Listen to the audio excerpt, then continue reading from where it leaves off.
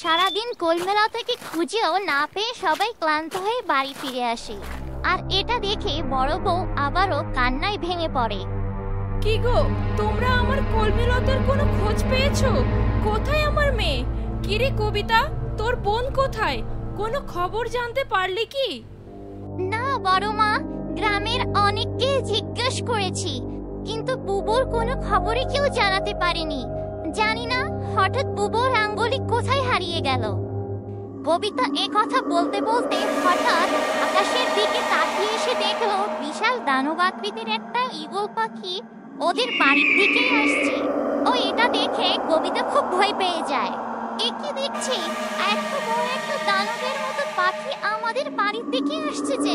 তোমরা সবাই সরে যাও, দেখো ওই একটা দানব ঈগল আমাদের বাড়ির দিকে উড়ে আসছে। এটা কোনো সাধারণ পাখি বলে মনে হচ্ছে না, সবাই সাবধান হও। কবিতার কথা শুনে সবাই সেদিকে চেয়ে দেখে, আর দেখতে দেখতে ঈগলটা ওদের বাড়ির উঠানে অবতরণ করে। আর মাটিতে নামার পরে ওই ঈগলের আকৃতি দেখে সবাই চমকে যায়। ওরে বাবা, কত বড় ঈগল! আমি জীবনেও দেখিনি। এ তো দেখছি মানুষের চেয়েও 10 গুণ বড়। যেভাবে নামছিল মনে হচ্ছিল যেন আমাকে ছোঁদে উড়িয়ে নিয়ে যাবে। যাক বাবা, বাঁচা গেল। এবার দেখি এটা এখানে আসার কারণ কি। ওরে বাবারে, কত বড় দানব ঈগল! আমার খুব ভয় করছে। ওটাকে এখনই তাড়িয়ে দাও বাবা। ও কেন এসেছে আমাদের এখানে? তোমরা কেউ আমাকে দেখে একদম ভয় পেও না, আমি তোমাদের কোনো ক্ষতি করব না। ওরে বাবা, এ কি দেখছি! এই ঈগল তো দেখছি মানুষের মতো কথাও বলতে পারে। তার মানে এটা কোনো সাধারণ ঈগল নয়, হয়তো এটা একটা জাদুর ঈগল হবে। তাই তো এমন দানব আকৃতির। কি জন্য এসেছে ও? খুব জানতে ইচ্ছে হচ্ছে। মানে বলছি, তা তুমি এখানে কেন এসেছো বলো তো দেখি। কে চাই তোমার এখানে? সে এখানে আমাকে এগিয়ে দিতে এসেছে। চিল্লার আড়াল থেকে রাঙ্গলের কণ্ঠ শুনে সবাই চমকে যায়, বিশেষ করে ছোট বউ। কে কে কথা বললো? আমি কার কণ্ঠ শুনলাম? রাঙ্গলি? রাঙ্গলের কণ্ঠ মনে হলো। তার মানে রাঙ্গলে এখনো বেঁচে আছে কি করে? ছোট বউয়ের কথার পরপরই রাঙ্গলি আড়াল থেকে সবার সামনে হাজির হয়। ওকে দেখে সবাই একদম চমকে যায়। হ্যাঁ, আমি বেঁচে আছি আর একদম ঠিক আছি। কেন ছোট চাচি, আমার কি মরে যাওয়ার কথা ছিল যে তুমি আমাকে দেখে এমন আকাশ থেকে পড়লে? মানে না, তা কেন হবে? আসলে আমরা সবাই তোমাকে আর কলমিলতাকে খুঁজে পাগল প্রায় হয়ে গিয়েছিলাম। ভেবেছিলাম হয়তো খারাপ কোনো বিপদই হয়েছে তোমাদের সাথে। আর বলা তো যায় না বিপদ যে কত খারাপ হতে পারে, এমনকি মরেও তো যেতে পারতে। এসবই ভাবছিলাম আমরা আর কি। চুপ কর ছোট, একদম বাজে কথা বলবি না।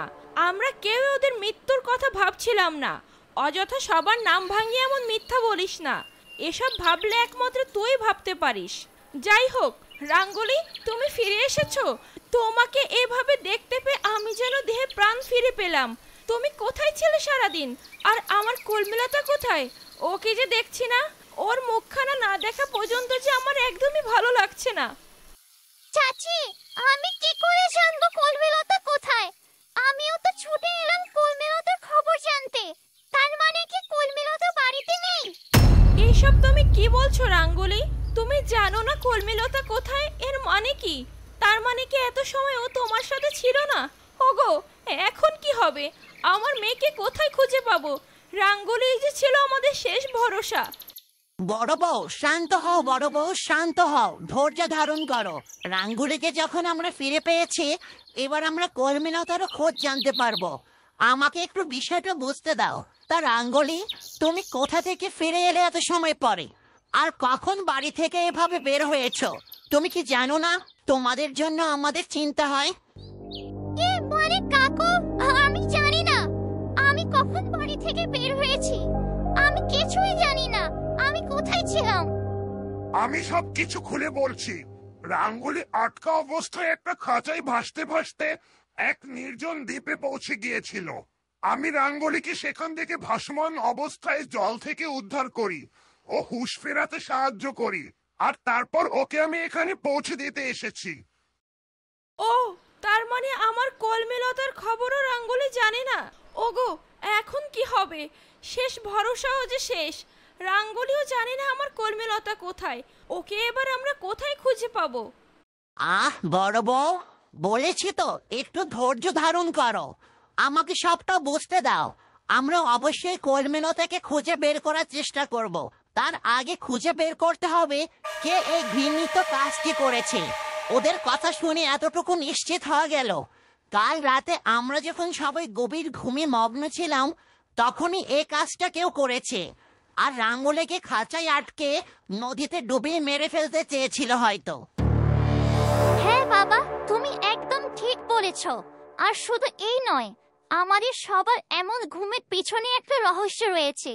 যে এই কাজ করেছে সে হয়তো আমাদের খাবারে কিছু মিশিয়ে দিয়েছিল যাতে আমরা টের না পাই, আর তার কাজটাও করতে সহজ হয়। কিন্তু কে সে?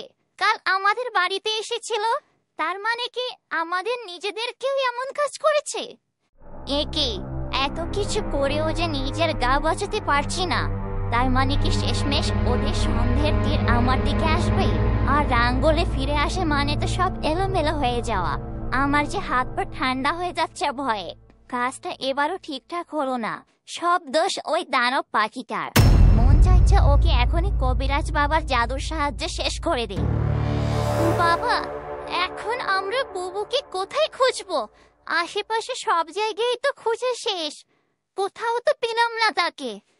কবিতা মা, আমরা শুধু আশেপাশে মানুষজনের কাছে খবর নিয়েছি, কিন্তু এখনো আমরা নদীর দিকটায় খোঁজ খবর করিনি। রাঙ্গুলিকে যেহেতু পানিতে ফেলে দেওয়া হয়েছে, তার মানে কলমেলতার সাথেও হয়তো একই কাজ হয়েছে। আর এই গ্রামে তো একমাত্র বড় নদী হলো মধুমতি নদী, যেটা সরাসরি সাগরের সাথে মিশে গিয়েছে। আমাকে এখনই নদীর ঘাটে যেতে হবে। না না, এসব তুমি কি বলছো? তার মানে ওরা আমার কলমেলতাকে নদীতে ডুবিয়ে মারতে চেয়েছে? ওগো, এসব তুমি কি বলছো? আমি যা সহ্য করতে পারছি না। তাহলে আমার মেয়েকে কি আর জীবিত ফিরে পাবো না? বড় বউ, আমি কিচ্ছু জানি না, কিচ্ছু না। আমার এখন আর দাঁড়িয়ে থাকার সময় নেই, আমাকে এখনই যেতে হবে। জানি না আমাদের ভাগ্যে কি আছে। আমিও যাচ্ছি কলমেলতাকে খুঁজতে। আমাকে এক্ষুনি সূর্যের কাছে যেতে হবে, ওর সাহায্য এখন খুব দরকার। চলো তাহলে রাঙ্গুলি, আমি তোমাকে নিয়ে যাব। আমি তোমাদের এই বিপদে সাহায্য করতে চাই। আমার মনে হয় যদি আমি তোমাদেরকে সাহায্য করি তবে তোমরা দ্রুত সময়ের মধ্যে খুঁজে পেতে পারবে। জিল্লু ভাইয়া, সত্যি তুমি আমাদের সাথে যাবে? তাহলে তো খুব ভালো হয়, কারণ তুমি দ্রুত সময়ের মধ্যে অনেক দূর যেতে পারো। আর তোমার তীক্ষ্ণ দৃষ্টি আমাদেরকে কলমেলতাকে খুঁজে পেতে খুব ভালোভাবে সাহায্য করবে। এই বলে ওরা দুজন উড়ে গেল সূর্যের বাড়ির দিকে। তোমরা থাকো তাহলে, আমি নদীর দিকে যাচ্ছি। ওগো, আমিও যে একা একা ঘরে নিশ্চিন্তে বসে থাকতে পারবো না হাত পা গুটিয়ে। আমি তোমার সাথে যাব, আমাকেও তোমার সাথে নিয়ে যাও। এই বলে বড় বউ আর রতন দুজনে মিলে চলে গেল নদীর দিকে। আর রয়ে গেল শুধু কবিতা ও তার মা।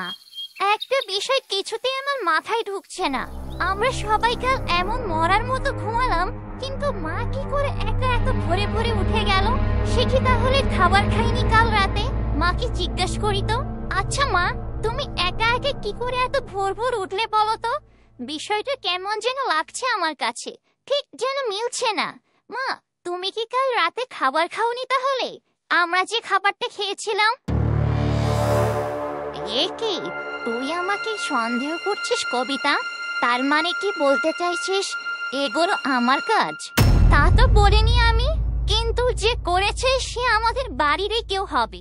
আর তুমি বোধে তো সবাই আমরা ঘুমিয়েছিলাম, আর তাতে সন্দেহের তীরটা তোমার দিকেই যায়। আর সাথে তুমি রাঙ্গুলি বা বুবু কাউকেই পছন্দ করতে না কখনোই। তাহলে কি তুমি এই কাজটা করেছিলে মা? এ কি, কবিতা তো দেখছে সরাসরি প্রমাণ ছাড়াই আমাকে আষ্টে পিষ্টে ধরছে। এখন কি করব? আমার যে হাত পা ঠান্ডা হয়ে আসছে। আর যদি এটা প্রমাণ হয় তাহলে তো আমার আর রেহাই নেই। আর কবিতার বাবাও যে নদীর ঘাটের দিকে গেছে। যদি ওখানে করে প্রমাণ ভেসে ওঠে তবে কি হবে? সব যে কেমন করে যেন এলোমেলো হয়ে যাচ্ছে।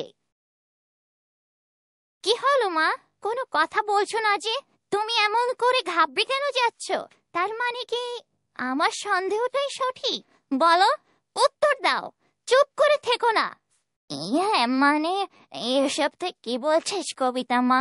এখন তো দেখছি আমার ঘুমিয়ে থাকা উচিত ছিল, তাহলে আজ তোদের এই সন্দেহের মুখোমুখি হওয়া লাগতো না। আমি তো কিছুতেই বুঝতে পারছি না আমার দোষটা তোরা কোথায় দেখলি। আমি যে এসব করেছে এর কি কোনো প্রমাণ আছে তোদের কাছে? নিজের মায়ের সম্পর্কে কোনো মেয়ে বুঝে এমন মন্তব্য করে?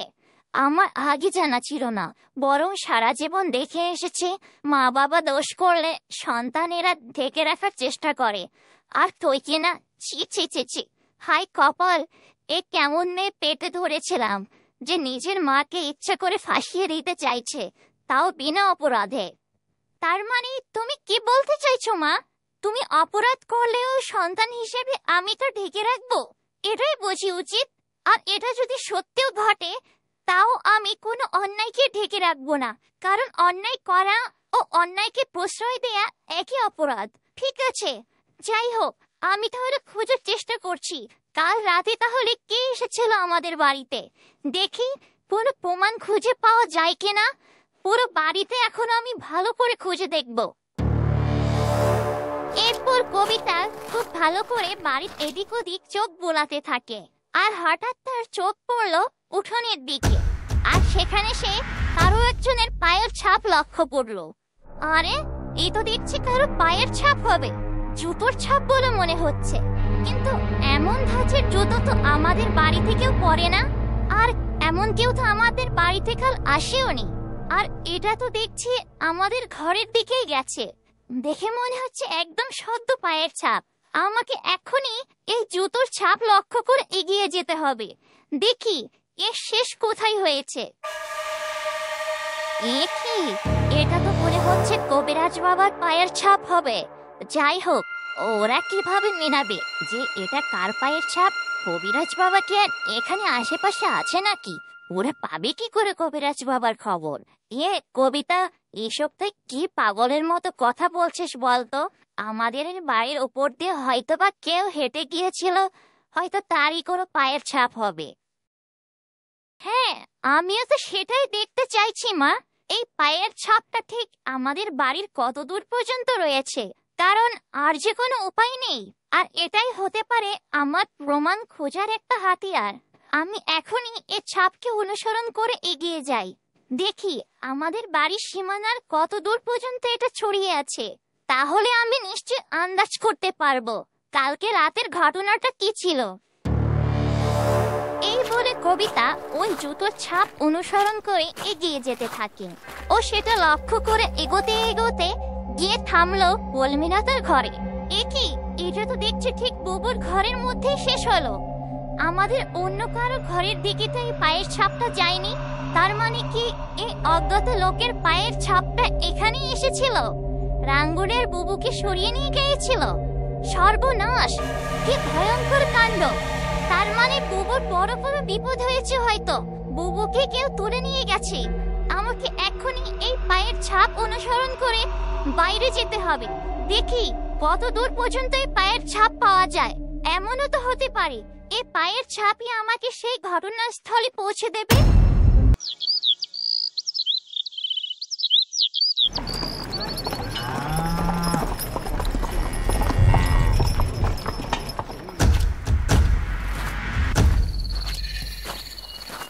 কিরে কবিতা, তুই এমন নিজের দিকে তাকিয়ে তাকিয়ে হাঁটছিস কেন?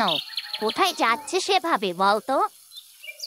মা, আমাকে এখনই পায়ের এই ছাপটা অনুসরণ করে এগিয়ে যেতে হবে, দেখি কোথায় এর শেষ। হয়তো এমনও হতে পারে এই পায়ের ছাপই আমাকে কোনো একভাবে প্রমাণ জোগাড় করে দেবে। যাই গিয়ে দেখি এটা কোথায় শেষ হলো। আর তুমি কিন্তু বাড়িতেই থেকো, কেমন?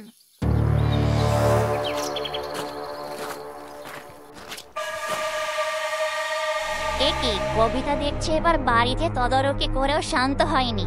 এই পায়ের ছাপ যদি নদীর ঘাট পর্যন্ত থেকে যায় তখন কি হবে?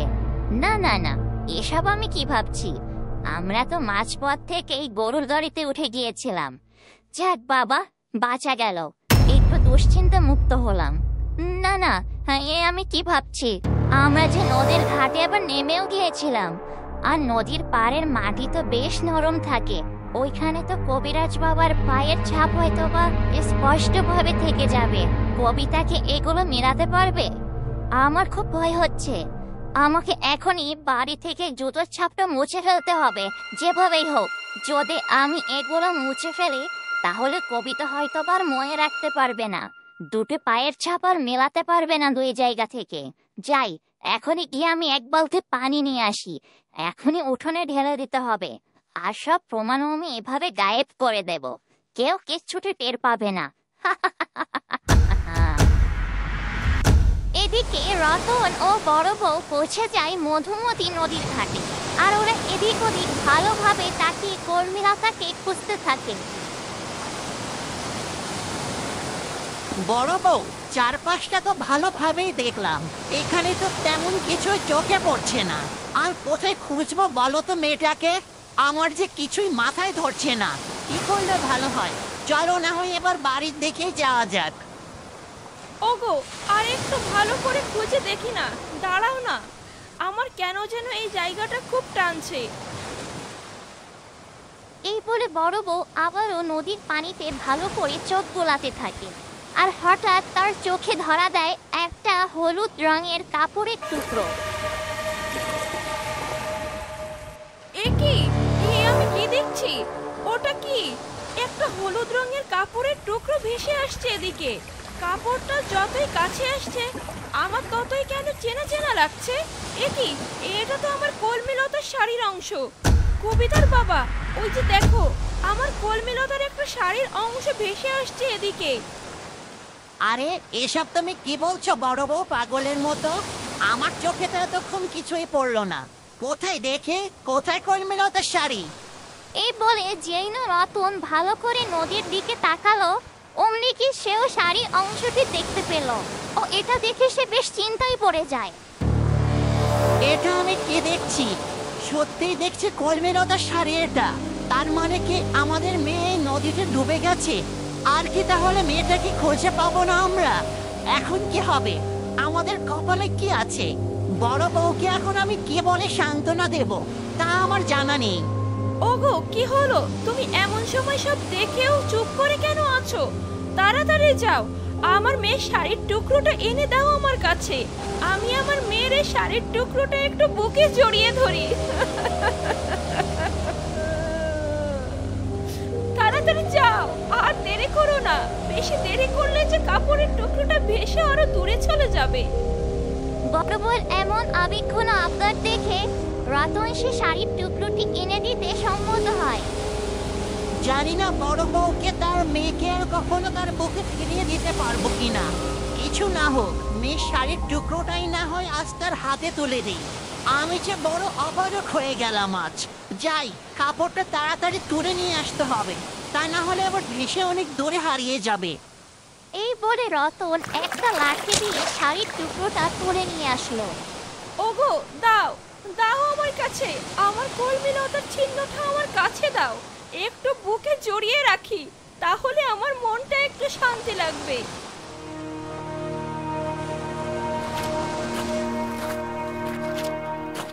এরপর বড় বউ সেই শাড়ির টুকরোটার বুকে আগলি ধরে কান্নায় ভেঙে পড়ে ও পাগলের মতো বিলাপ করতে থাকে। আমার কলমিলতা রে, আমার সন্তান, তুই কোথায় হারিয়ে গেলি তোর মাকে ছেড়ে? তোর গায়ের গন্ধটুকু যে আর খুঁজে পাচ্ছি না এই কাপড়ের টুকরো থেকে। এই নদীর জলে ভেসে যে তাও মিলিয়ে গিয়েছে।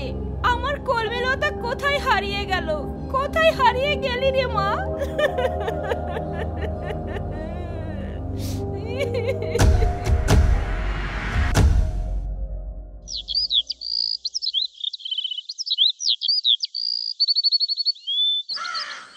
যাই, কলসিটা ভরে পানি নিয়ে আসি, তা না হলে তো আবার ছেলের বউ খাবার বন্ধ করে দেবে।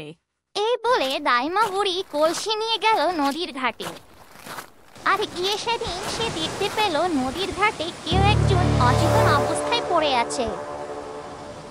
আরে এ আমি কি দেখছি, নদীর কিনারে তো একটা যুবতী মেয়ে পড়ে আছে। হায় হায়, এ কি অবস্থা! দেখি মেয়েটা জীবিত আছে কিনা।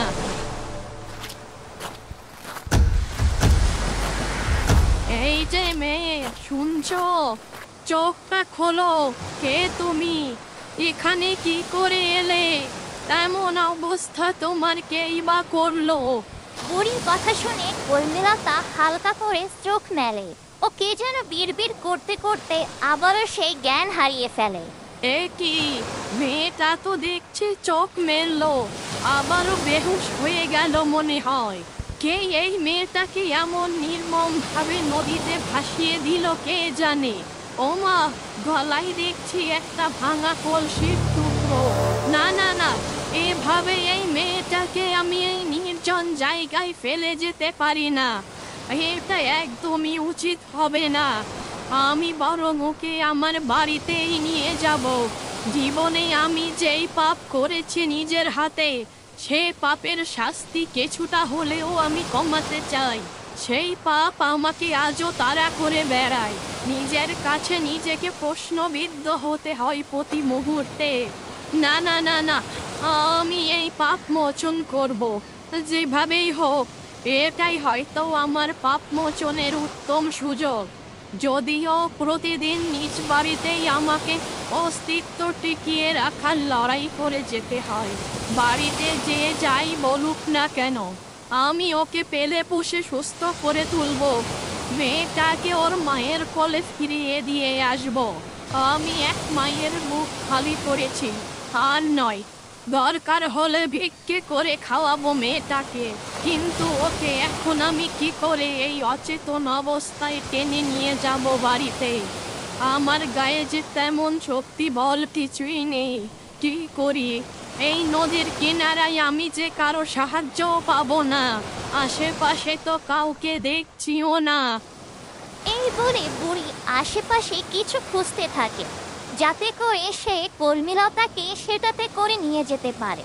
আর খুঁজতে খুঁজতে বুড়ির চোখ পড়ল একটা সুপারি গাছের খোলের দিকে। বুড়ি সেটাতে শুয়ে কর্মীলতাকে টেনে নিয়ে তার বাড়ির দিকে যায়।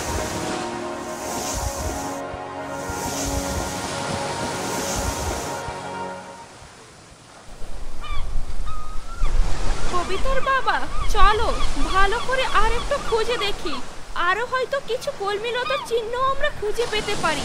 এক টুকরো কাপড় যখন পেয়েছি, হয়তো আরো কিছু পাওয়া যেতে পারে। আমি এগুলো সব আমার বাড়িতে নিয়ে যাব, যত্ন করে রেখে দেব।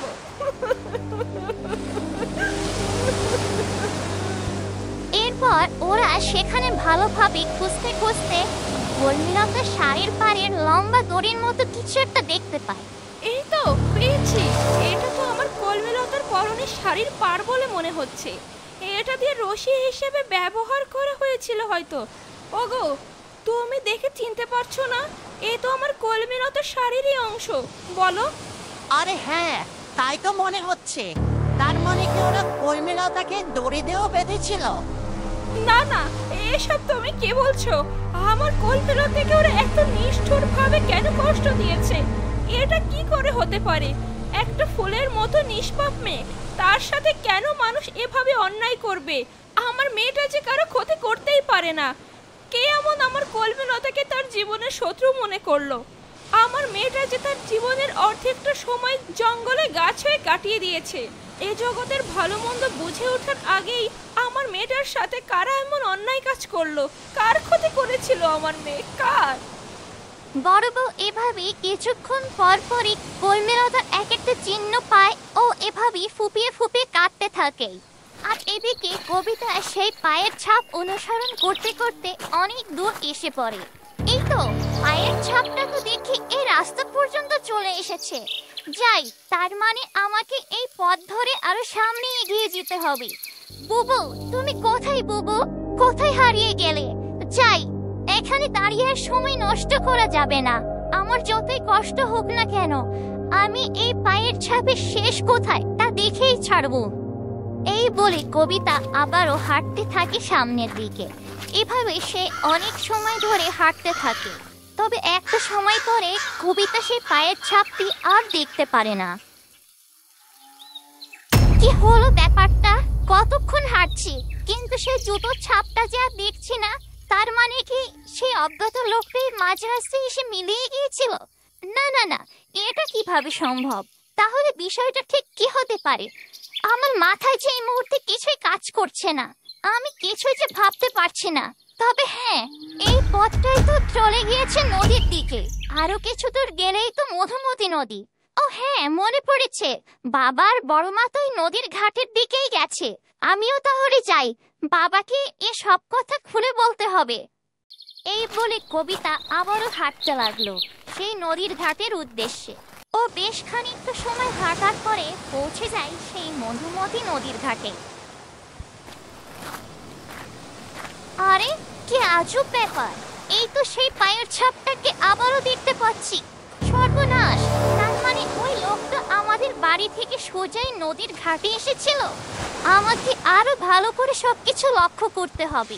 আরে এই পায়ের ছাপটা তো দেখছি নদীর পাড়েও দেখা যাচ্ছে স্পষ্টভাবে। তার মানে সেই লোকটা এই নদীর পাড় পর্যন্ত এসেছিল। কি ভয়ঙ্কর ব্যাপার! এর থেকে তো এটাই বোঝা যাচ্ছে হয়তো এই পাড়ে দাঁড়িয়ে বুবুকে আর রাঙ্গলিকে এই নদীর পানিতে ফেলে দিয়েছিল সে। তাহলে আমার বুবুকে কি আর আমরা ফিরে পাবো না? এসব কি হয়ে গেল? বুবু, তুমি কোথায় হারিয়ে গেলে বুবু? আরে কবিতা না, কবিতা আবার এখানে কখন এলো? কাঁদছে কেন মেয়েটা ওখানে দাঁড়িয়ে? কবিতা, ও কবিতা মা, কি হয়েছে তো? কাঁদছিস কেন তুই? এদিকে আয় মা, কি হয়েছে সব খুলে বল আমাকে।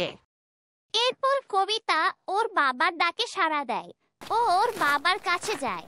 ও সব কথা খুলে বলে। বাবা, কেউ হয়তো বুবুকে এই নদীর পানিতে ফেলে দিয়েছে বাবা।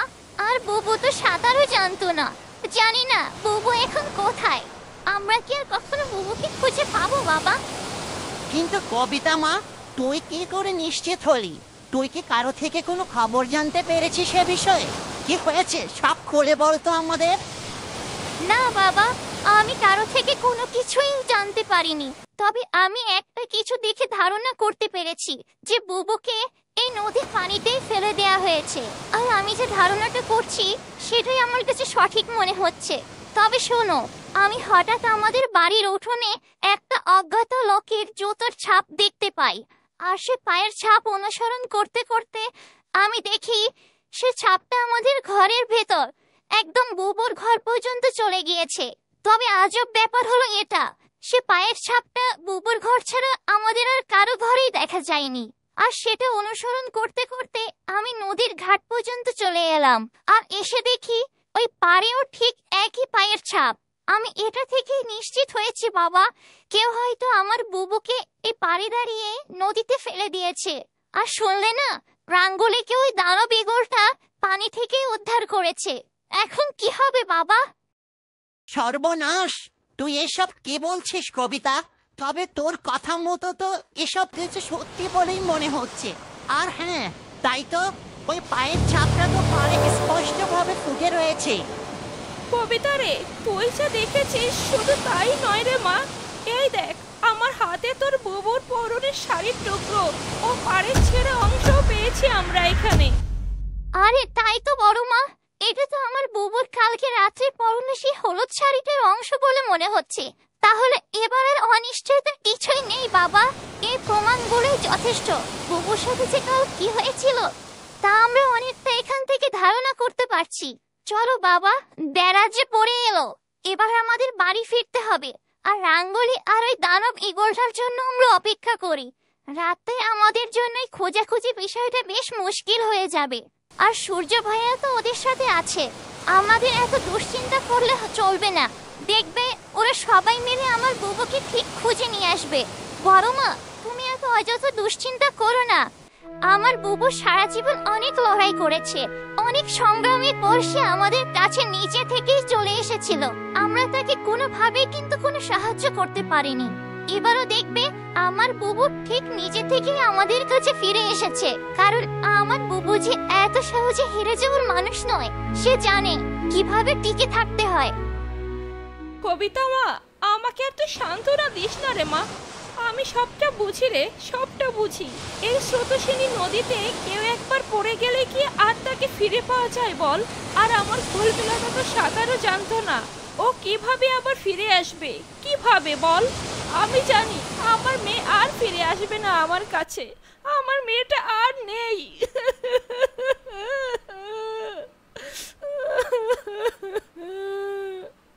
কান্না করো না বড় মা, দয়া করে তুমি আর কেঁদো না। এমনও তো হতে পারে বলো, বুবু ভাসতে ভাসতে হয়তো কোনো এক তীরে গিয়ে উঠলো, হয়তোবা সেখানে কোনো সহৃদয়বান মানুষের চোখেও বুবু পড়তে পারে, হয়তোবা বুবু এমন কারো আশ্রয়ে আছে, আরো অনেক ভালোও আছে। হ্যাঁ রে কবিতা মা, তুই একদম ঠিক বলেছিস। সত্যি তো, এমনটাও তো হতে পারে। আমাদের কর্মীরা তো হয়তো বা বেঁচেই আছে, আর ভালো আছে। বেঁচে থাকলে আমাদের মেয়েকে আমরা অবশ্যই ফিরে পাবো। চলো এবার তাহলে আমাদের বাড়ি ফিরতে হবে, আর এই প্রমাণগুলো আমাদের সঙ্গে করে নিয়ে যেতে হবে। বাড়িতে আমাদের অনেক কাজ বাকি, আর আমাকে এটাও দেখতে হবে বাড়িতে কি সেই একই পায়ের ছাত্র দেখা যায় কিনা।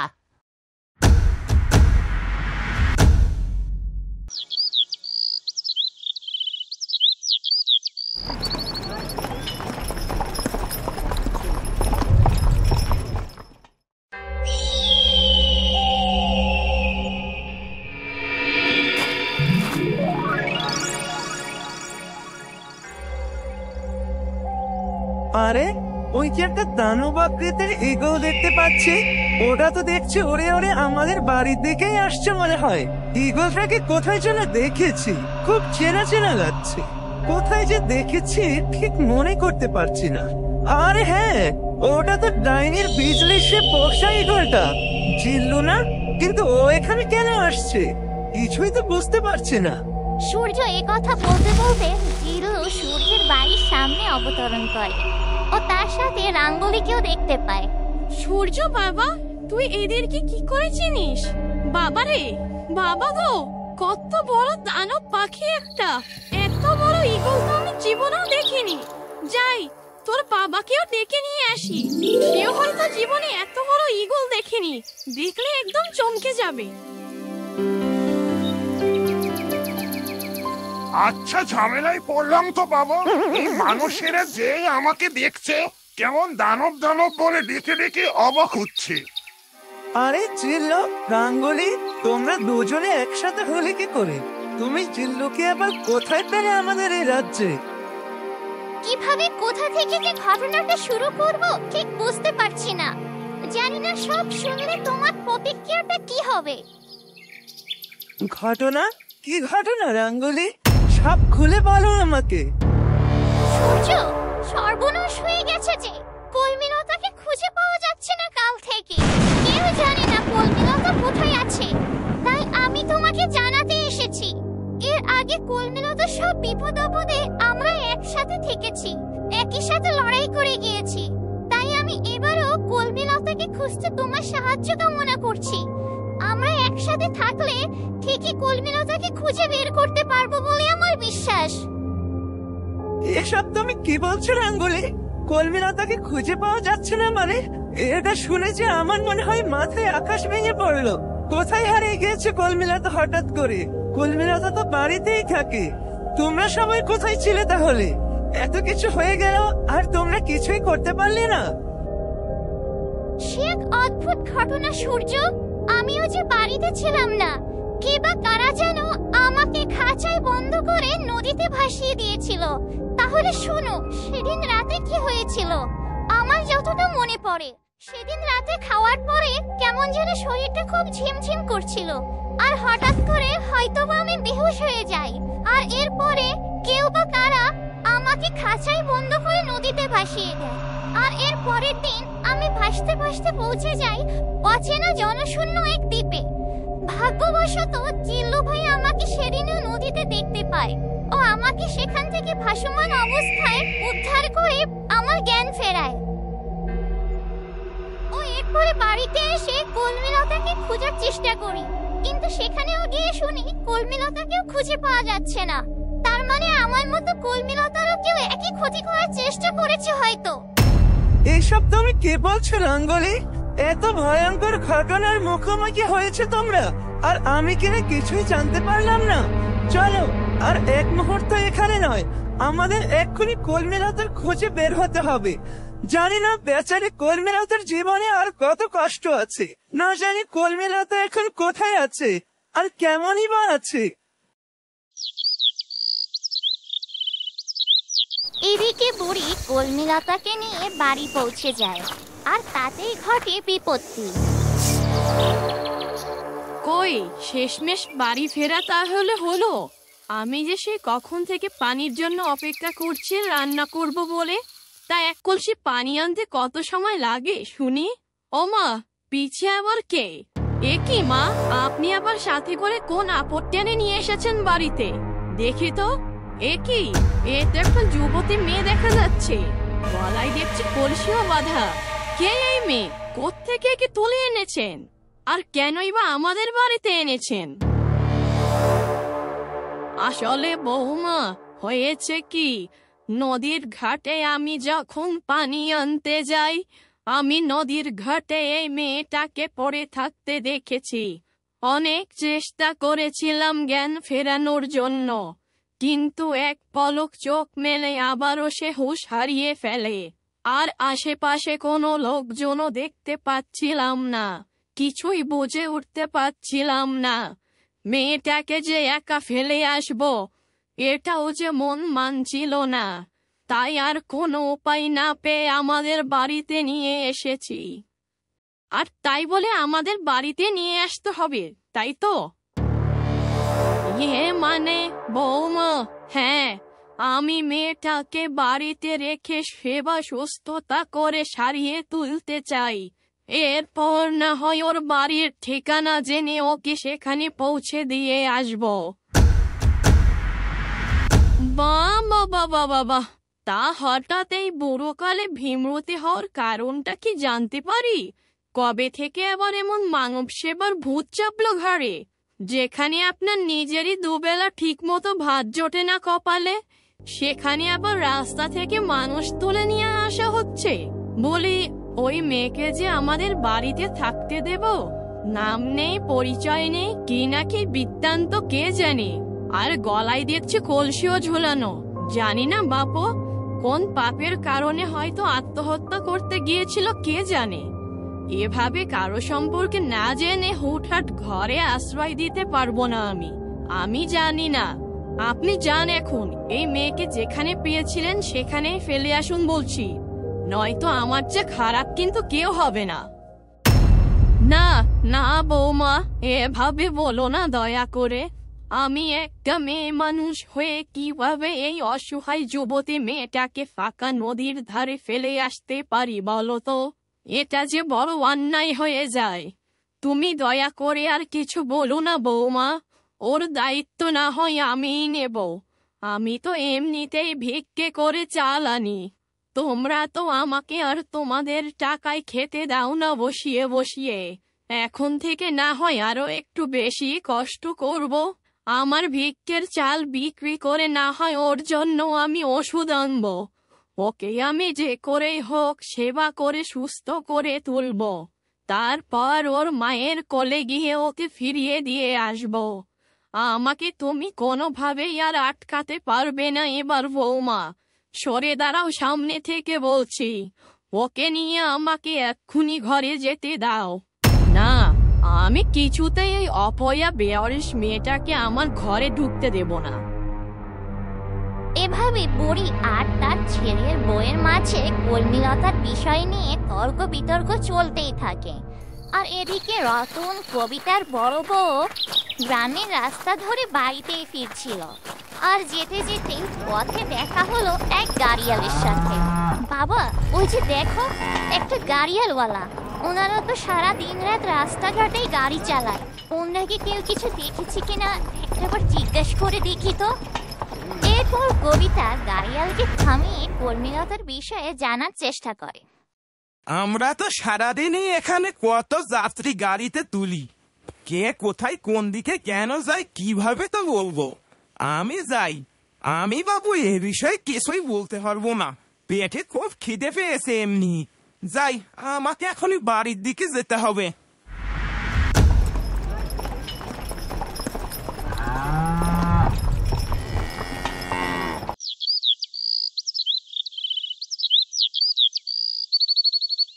এই বলে গাড়িওয়ালা তার গরুর গাড়ি নিয়ে সেখান থেকে তার বাড়ির উদ্দেশ্যে চলে যায়।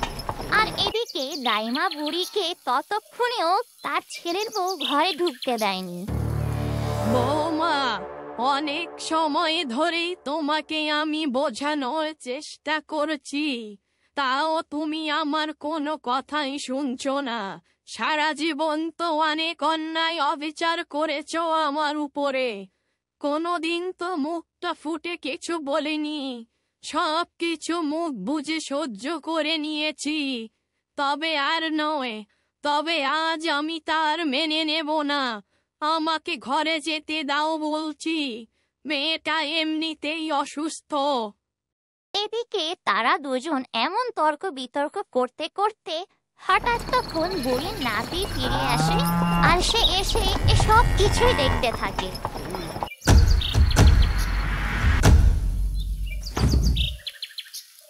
আরে, আবার দেখছি মা দাদি ঝামেলা শুরু করে দিয়েছে মনে হচ্ছে। শুনে দেখি তো কি হয়েছে আজ আবার।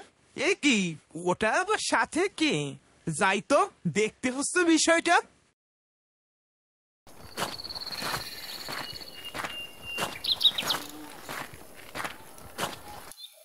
ও মা, তোমাদের দুজনের আবার কি হয়েছে বলো তো? কি নিয়ে আবার শুরু করলে দুজনে? তোমাদের রোজ রোজ এমন ঝগড়া আর ভালো লাগে না বাপু।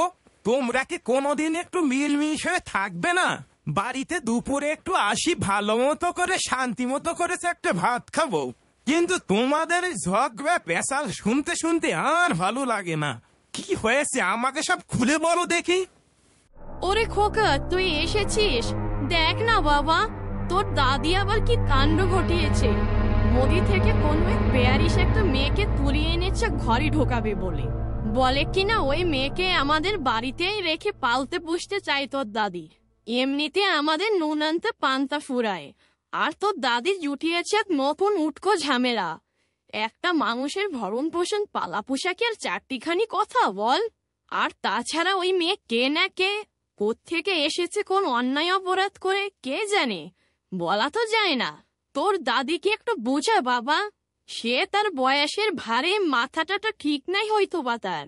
আমি তাকে কতই বোঝানোর চেষ্টা করছি, কিন্তু সে তো আমাকে তার শত্রু ভাবে। বোঝা বাবা, বোঝা একটু তোর দাদিকে। ও দাদি, মাজা বলছে তা কি সব কিছু সত্যি? তুমি সব খুলে বলো দেখি আমাকে। হ্যাঁ রে দাদু ভাই, দেখ না মেয়েটার মুখটা কেমন মায়ায় ভরা। খুব অসুস্থ মেয়েটা, হয়তো ভালো ঘরের মেয়ে হবে। নদীর পাড়ে আমি তাকে পানি আনতে গিয়ে দেখেছি। জানি না মেয়েটা কোথা থেকে ভেসে এসেছে, হয়তো অনেক দূর থেকেই হবে হয়তো। একটা যুবতী মেয়েকে আমি কি করে নদীর ঘাটে একা ফেলে আসি বলতো দাদু ভাই? তাই আমি আর কোনো উপায় না পেয়ে আমাদের বাড়িতেই ওকে নিয়ে এসেছি। ভেবেছি ওকে একটু সেবা সুস্থতা করার পরে যদি ওর থেকে পরিচয় জেনে ওর বাড়িতে পৌঁছে দিয়ে আসি, তাতে সমস্যাটা বা কোথায় বল? ভালো কাজ করলে তো এর প্রতিদানও পাওয়া যায়। কিন্তু তোর মা কিছুতেই আমার কথা শুনছে না, বলছে মেয়েটাকে নাকি ঘরে ঢুকতে দেবে না। ও মা, দাদি তো খারাপ কিছুই বলছে না গো। এতে তো আমি কোনো অন্যায় দেখছি না। উনি সুস্থ হলে না হয় ওনার পরিচয় জেনে আমরা ওনার বাড়িতে এগিয়ে দিয়ে আসবো। আমাদের মাধ্যমে যদি কারো উপকার হয় তবে মন্দ কিসের? হতেও তো পারে আমাদের এই ভালো কাজের বিনিময়ে আমরা কোনো বড় প্রতিদান পেতে পারি। আমাদের এই দুঃখের দিন হয়তো বা শেষও হয়ে যেতে পারে, বলা তো যায় না কখন ভাগ্যের মোড় ঘুরে যায়। তুমি আর কথা বাড়িও না মা, রাজি হয়ে যাও। আর আমি ঘরে যাচ্ছি, আমাকে তুমি খেতে দিয়ে যাও।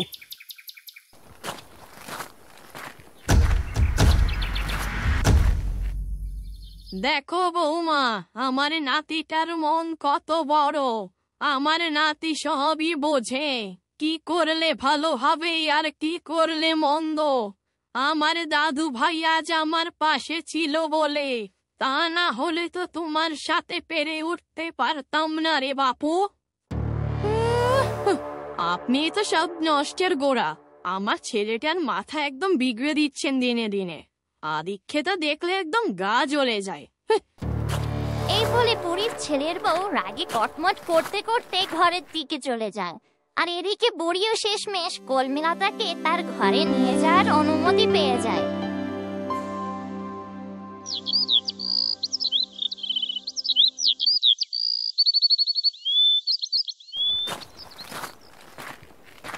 আরে ওই তো কবিতা আর ওর বাবা, ওরা তো দেখছে ফিরে এসেছে। ভালোই হলো, ওরা আসার আগেই আমি সব পায়ের ছাপগুলো পানি দিয়ে ধুয়ে মুছে ফেলেছি। আর কোনো প্রমাণই খুঁজে পাবে না। এবার যাই, আমাকে একটু কান্নাকাটির অভিনয় করতে হবে, তাহলে আমাকে আর কেউ সন্দেহ করার জায়গায় খুঁজে পাবে না। ওগো, তোমরা এসেছো তাহলে? আমার কর্মীলতা কোথায়? আমার কর্মীলতাকে যে দেখছি না। কোথায় আমার মেয়ে? কি গো, তোমরা কেউ কথা বলছো না যে? এই যে, এই জিনিসগুলো খুঁড়িয়ে পেয়েছি সারাদিন খোঁজ করে, কিন্তু কলমিলতাকে কোথাও খুঁজে পাওয়া যায়নি। রতনের হাত থেকে এই জিনিসগুলো দেখার জন্য ছোট বউ একদমই প্রস্তুত ছিল না। এসব দেখার পরে ছোট বউ যেন আকাশ থেকে পড়লো, তার যেন দম বন্ধ হয়ে যাওয়ার উপক্রম হলো। এসব কি? তো তোমার হাতে এসব কি? না না না, এসব তুমি কোথায় পেলে? বলো বলো বলছি, এসব কিছুতেই হতে পারে না। কোথা থেকে পেলে এগুলো তুমি? কি হলো ছোট বউ, তুমি এগুলো দেখে এমন করে আটকে উঠছো যে? এমন করলে যেন মনে হয় তুমি ভয় পেয়ে গেলে। এভাবে আমার হাতে এগুলো দেখার জন্য মনে হলো তুমি প্রস্তুত ছিলে না। না, ভয় পেয়েছি। হ্যাঁ, ভয় তো পেয়েছি, আর পাবো নাই বা কেন বলো? এগুলো তো আমাদের মেয়েরই কলমিলতারই শাড়ির টুকরো মনে হচ্ছে, কিন্তু কথা তো এমন ছিল না গো। কিন্তু কথা তো ছিল আমরা আমাদের কলমিলতাকে সশরীরে ফিরে পাবো, এমন টুকরো টুকরো কাপড়ের অংশ নয়। এগুলোর মানে কি? আমার যতদূর মনে হচ্ছে আমাদের কলমিলতার হয়তো বড় কোনো বিপদ হয়ে গেছে। আমি সব কিছুতেই মেনে নিতে পারবো না। এই জন্যই তো আমি সব দেখে একদম সহ্য করতে পারছি না। ও আচ্ছা, এই তাহলে তোমার আটকে ওঠার কারণ। হ্যাঁ ছোট বউ, তা তুমি ঠিকই বলেছ। হয়তো তাকে কেউ পানিতে ভাসিয়ে দিয়েছে ছোট বউ, এতটুকুই যা বুঝলাম। একই, ওরা যে একটু একটু করে সবকিছু জেনে যাচ্ছে কেমন করে? ওগো, তুমি কি করে নিশ্চিত হচ্ছ এতটা যে আমাদের কর্মীলতাকে কেউ পানিতে ভাসিয়ে দিয়েছে? বলছি, তোমার কাছে কি আরো কিছু প্রমাণ আছে নাকি? কিছু এমন পেয়েছো কি? হ্যাঁ ছোট বউ, তা তো প্রমাণ কিছু পেয়েছি। এই যে যে দেখছো শাড়ির টুকরো, এগুলো আমরা নদীতে ভাসতে দেখেছি। আর পাশেই পড়েছিল শাড়ির পাড়ের এই দড়ির মতো অংশটা। হয়তো এটা দিয়েও আমার কলমিলতার হাত পাকে বাঁধা হয়েছিল। হয়তো এটা দড়ি হিসেবে ব্যবহার করে আমার মেয়ের হাত পা বেঁধে ওরা পানিতে ফেলে দিয়েছিল।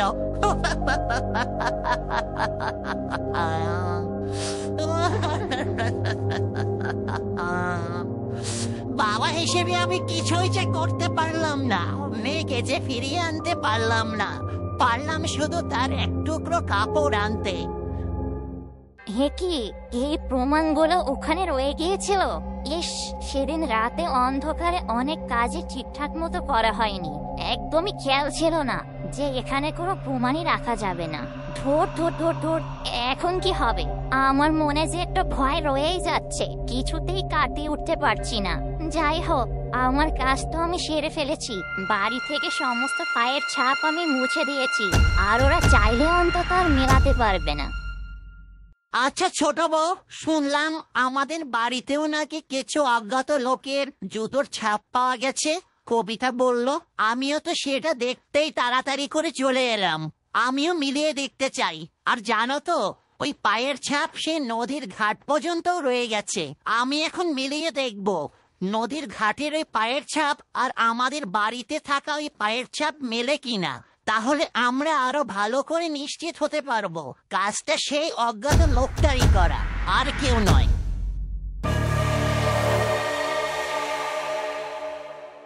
বাবা চলো তোমাকে সেই জুতোর ছাপগুলো দেখাই।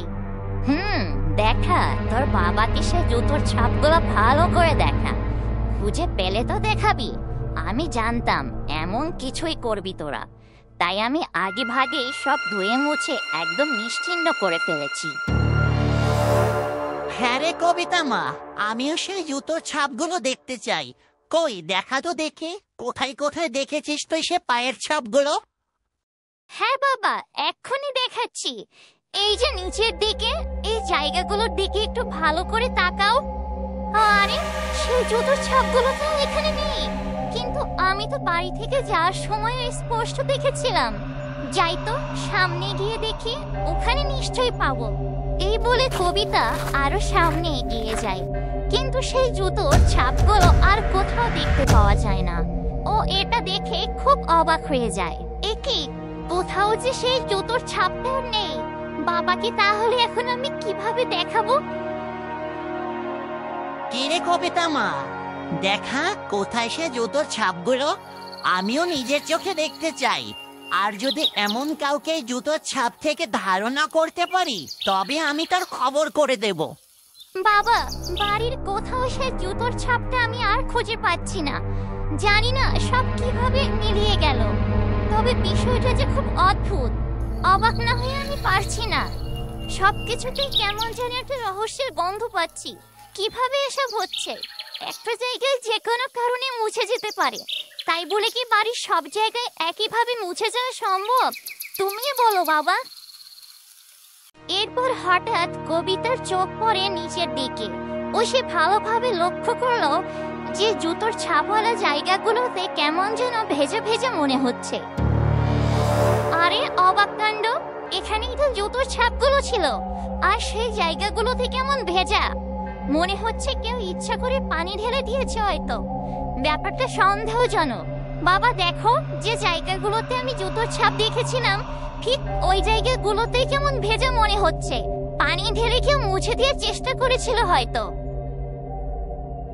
কই দেখি তো ভালো করে। আরে হ্যাঁ, তাই তো দেখছি। তবে উঠোনের অন্য পাশটা আবার ঠিকই শুকনো। তার মানে কি ইচ্ছা করে কেউ প্রমাণগুলো লোপাট করার চেষ্টা করেছিল? আর ওই তো একটা বালতিও আছে উঠানে। তার মানে এসব ছোট বউয়েরই কাজ। ছোট বউ, বাড়িতে তো তুমি একাই ছিলে, তার মানে কি তুমি ইচ্ছা করে এই জুতোর ছাপওয়ালা জায়গাগুলোতে পানি দিয়ে ধুয়ে মুছে ফেলার চেষ্টা করেছিলে? উত্তর দাও। আরে এখন কি হবে? পানিটা দেখছি এখনো শুকায়নি। এটা তো আমার চোখে পড়েনি। ধরা পড়ে গেলাম নাকি তাহলে এবার আমি? মানে হ্যাঁ, আমি পানি ঢেলে দিয়েছিলাম গো। বাতাসে খুব ধুলো উঠছিল বাড়িতে, আর এসব ধুলো গিয়ে ঘরে জমছিল, তাই আমি পানি ঢেলে দিয়েছিলাম আর কি, যাতে ঘরে আর ময়লা টয়লা না যায়। ছোট, আর শাক দিয়ে তুই মাছ ঢাকার চেষ্টা করিস না। যদি তাই করতে যাস, তাহলে পুরো বাড়ির উঠোনটাতে কেন শুকনো দেখাচ্ছে? শুধু কি ওই নির্দিষ্ট জায়গাগুলো থেকেই ধুলো উঠছিল বুঝি? এমনকি ঘরের দরজার ওই চৌকাঠ থেকেও বুঝি ধুলো উঠছিল? ওই জায়গাটাও তো দেখছি ভেজা। ওগো, তুমি এই ছোটকে ভালোভাবে জিজ্ঞাসা করো কেন ও এটা করেছে। ওর কথাই আমার সন্দেহ হচ্ছে। ও আমাদের বোকা বানানোর চেষ্টা করছে। কিছু একটা তো নিশ্চয়ই আছে ওর মধ্যে। একে বড় বউ আবার এমন ভাবে খেপেছে কেন আমার উপর? ওরা কি তাহলে সব বুঝে গেছে? আরে হ্যাঁ, সেটাই তো দেখছি। ঘরের চৌকাঠটাও দেখছে কেমন ভেজা লাগছে। দাঁড়াও ছোট বউ, তোমাকে আমি পরে দেখছি। কবিতা মা, চল তো। তুই বলেছিলি না কলমিলতার ঘরেও তো ওই জুতার ছাপটা দেখেছিলি? চল তো গিয়ে দেখি। ওটা নিশ্চয়ই থাকার কথা, কারণ ধুলো তো আর ঘরেও উঠবে না নিশ্চয়ই, তাই না ছোট বউ? একে ওরা তো দেখছি এখন কলমিলতার ঘরেও যেতে চাইছে। আমি তো কলমিলতার ঘর থেকেও জুতোর ছাপ সব মুছে দিয়েছি। কি বলবো যদি ওরা গিয়ে দেখে সেখানেও জুতোর ছাপটা নেই? ইস, বারবারই কেন যে আমি ভুল করি। কেন যে পুরো বাড়িটায় ধুয়ে মুছে ফেললাম না? তাহলে তো আর সন্দেহ করার জায়গা পেত না। কি হলো ছোট বউ, এত ঘাবড়ে গেলে যে কথা শুনে? কি এত ভাবছো বলো তো? কথার উত্তরও দিচ্ছ না যে? মানে ওগো, তোমরা এসব কি শুরু করেছো বলো তো? সামান্য একটা জুতোর ছাপ নিয়ে এদের কি হবে? আর এত তদারকি করার দরকারই বা কি? বলছি এসব না করে যাও, তোমরা বরং মেয়েটাকে গিয়ে খোঁজার চেষ্টা করো। জানো তো মেয়েটার জন্য খুব চিন্তা হচ্ছে আমার। তোমরা এত তাড়াতাড়ি বাড়িতেই বা কেন ফিরে এলে? যাও আবারও খোঁজ লাগাও মেয়েটার। আর আমি না হয় ঘরে গিয়ে দেখে আসি জুতোর ছাপটা আছে কি নেই। এটা আমার উপর ছেড়ে দাও তোমরা।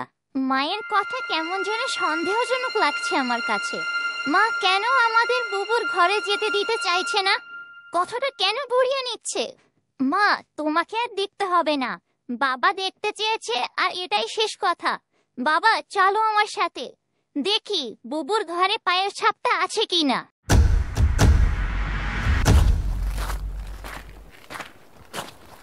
এরপর ওরা সবাই কলমিলতার ঘরে যায় আর গিয়ে দেখে মেঝেতে কোথাও সেই পায়ের চিহ্নই নেই, বরং একটা জায়গায় পানির ভেজা ছাপ দেখা যাচ্ছে।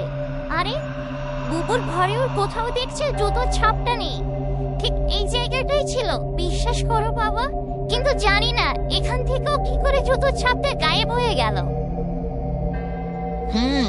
আর দেখতে হবে না কবিতা মা, আমি বিশ্বাস করেছি তোর কথা।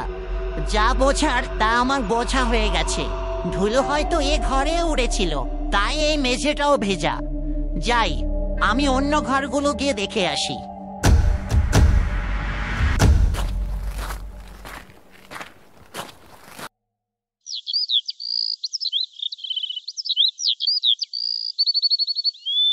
এরপর রতন অন্য ঘরের মেঝেগুলো ভালোভাবে লক্ষ্য করলো, কিন্তু সেখানে ধোয়া মোছার কোনো ভেজা ছাপই দেখা গেল না।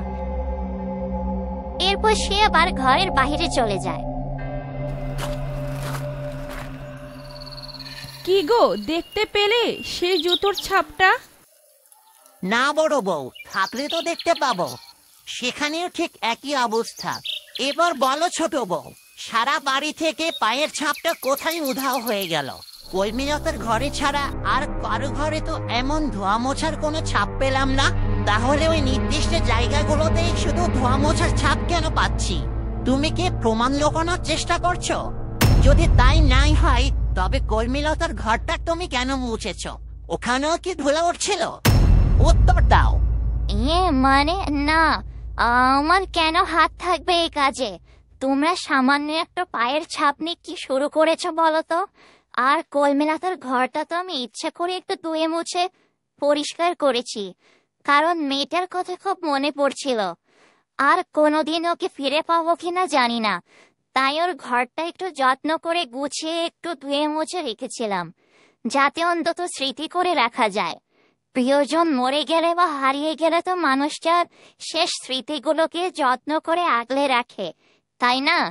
তাই আর কি। ছোট বউয়ের মুখ থেকে এমন কথা শুনে রতন রেগে গিয়ে তার মুখে সজোরে একটা চড় বসিয়ে দেয়। ওগো, তুমি আমাকে মারলে সবার সামনে? আমি কেমন অন্যায় করেছি? আজকাল কারো ভালো চাইলেও দেখে দোষ হয়ে যায়। একদম ঠিক কাজ করেছে। তোর কত বড় সাহস, তুই আমার মেয়ের মৃত্যুর কথা বলিস? একটা দিন যেতে না যেতে আবার স্মৃতিচারণ করতে লেগে পড়েছিস। আমি শুরু থেকেই দেখছি, আমার কলমিলতা বাড়িতে আসার পর থেকেই তুই শুধু ওর পিছু নিস। তুই একদমই আমার মেয়েটার ভালো দেখতে পারিস না। আমার মনে হয় এসব কিছুর পিছনে তুই দায়ী, কারণ তুই কখনোই চাইতি না আমার মেয়ের ভালো হোক। ওগো, তুমি ওর কথা একদম বিশ্বাস করো না। ওর নাকি কান্নায় তুমি একদম গলে যেও না। ওকে তুমি এত সহজে ছেড়ে দিও না। যে করেই হোক ওর পেট থেকে কথা বের করার চেষ্টা করো। ও হয়তো এটাও জানে আমার কলমিলতা এখন কোথায় আছে।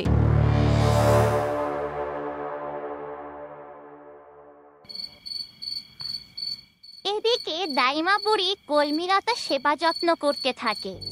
এ কি, মেয়েটার শরীর যে জ্বরে পড়ে যাচ্ছে, সেই কখন থেকে জলপট্টি দিচ্ছি, তাতেও যে কোনো কাজই হচ্ছে না।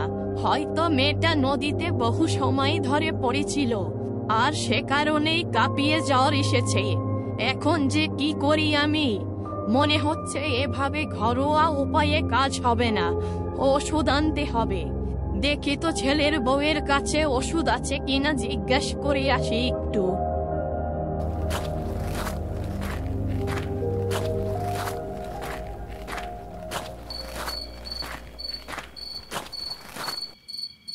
বৌমা, শুয়ে পড়েছ নাকি? মেয়েটার শরীর জ্বরে পড়ে যাচ্ছে। তোমার কাছে কি কোনো জ্বরের ওষুধ আছে? থাকলে আমাকে একখানা ওষুধ দাও তো দেখি। আর রাত তো অনেক হয়ে গিয়েছে, বাইরেও যে যেতে পারছি না চাইলেও, নয়তো তোমাকে এত রাতে জ্বালাতে আসতাম না গো। ওই যে হয়ে গেল তবে। বলি, তখন তো বেশ গাল ভরে ভরে বলেছিলেন ওই মেয়ের সব দায়িত্ব নাকি আপনি একার হাতেই নেবেন। আর বিকেল গড়িয়ে রাত হতে না হতেই এখন আমার কাছে সাহায্য চাইতে চলে এসেছেন।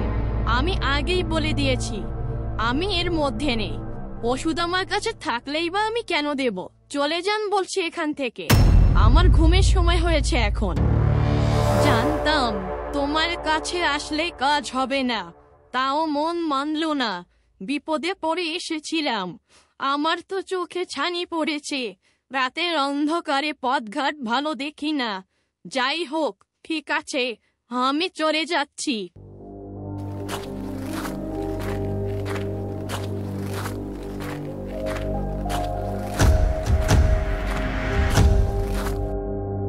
এরপর বুড়ি তার ঘরে চলে আসে ও কলমিলতাকে জল পড়তে দিতে থাকে।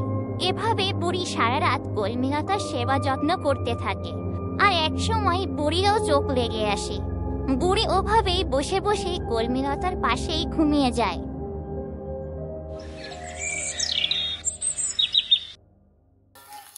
পরদিন সকাল হতেই কলমিলতার হুঁশ ফেরে ও সে বিড়বিড় করতে থাকে। আর তা শুনে বুড়িরও ঘুম ভেঙে যায়। পানি, পানি, কেউ আমাকে একটু পানি দাও, আমার যে তৃষ্ণায় বুকটা ফেটে যাচ্ছে। আরে, এ দেখছে মেয়েটার হুঁশ ফিরেছে, কত পানি চাইছে। দাঁড়াও মেয়ে, আমি তোমাকে পানি দিচ্ছি এক্ষুনি।